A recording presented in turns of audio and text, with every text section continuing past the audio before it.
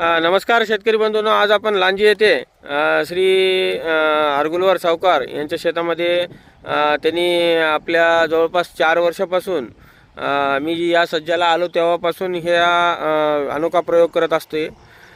त्यांच्या या प्रयोगाला आपण त्यांच्याकडूनच ऐकून घेऊन येऊया काय नेमका हा प्रयोग आहे.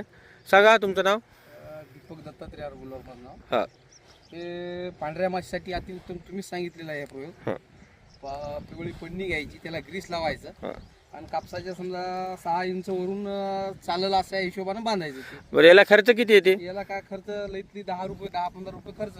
बरं, मग मला 30 ते 40% पलीकडे पांढऱ्या माशीवर नियंत्रण होते. बरं, मग पिवळा कलरच का बरं लावला पाहिजे? ते पिवळ्या कलरवर कसं आहे, बाकी कीड जे आहे हां. शेतातील त्या पिवळ्या कलरवर आकर्षित होते, जास्त असते. हां त्याच्यामुळं ते पिवळ्या कलरमुळं जाऊन त्याच्यावर चिपकते. त्याला माहित राहत नाही ग्रीस लावून आहे म्हणून. हां ते त्याच्यावर जाते, बसायला करते, हां.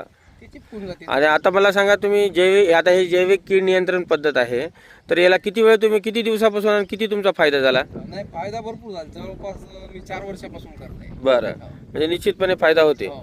तर बघू शकता शेतकरी बंधूंनो की या अशा कमी खर्चाच्या चिकट सापळ्यामुळे जर आपण आपल्या शेतामध्ये जर जेव्हा आपलं वक्कर चालत असेल किंवा डवरं चालत असेल तर त्यावेळेस हे लावलं तरी चालते. 2 बैलाच्या मध्ये एक 3 फुटाची म्हणजे 3 फुटाचं पन्नी घ्यायची पिवळ्या कलरची, त्याला 50-30 रुपयाचं गिरीसचं पॉकेट घ्यायचं आणि त्याची बांधणी केल्यानंतर जसे जसे बैल चालल तसे तसे जे पांढरी माशी फुलकिडे जे आहे पिवळ्यापणाला अट्रॅक्शन जास्त असल्यामुळे ते चिटकून त्याला मरणार आणि तुमची 100% फवारणी हे आपण जैविक कीड नियंत्रणच्या पद्धतीने याचा वापर जर केला तर आपल्याला निश्चितपणे फायदा होणार आहे.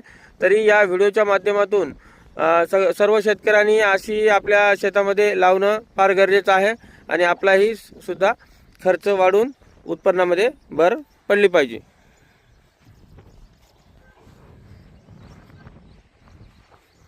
आता तुम्ही हे इकडे लावला, शेतात नाही लावला अजून, लावणार आहे का? हो, शेतात लावायचे.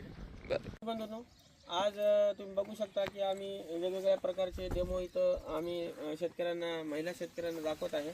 तर त्यामधलाच एक डेमो फवारणी करताना काळजी घेणं फार महत्त्वाची आहे. तर आपण काय करतो माहिती आहे का, पिकाला फवारणी करताना कुठल्याच प्रकारची काळजी घेत नाही, निष्काळजीपणाने आपण शेतामध्ये आपल्या फवारणी करतो आणि त्याचा परिणाम आपल्याला भविष्यामध्ये होतो. तर भविष्यामध्ये परिणाम होऊ नये, कुठलाही आपल्याला आजाराला आपण बळी पडू नये यासाठी या फवारणी किटचा वापर केला पाहिजे.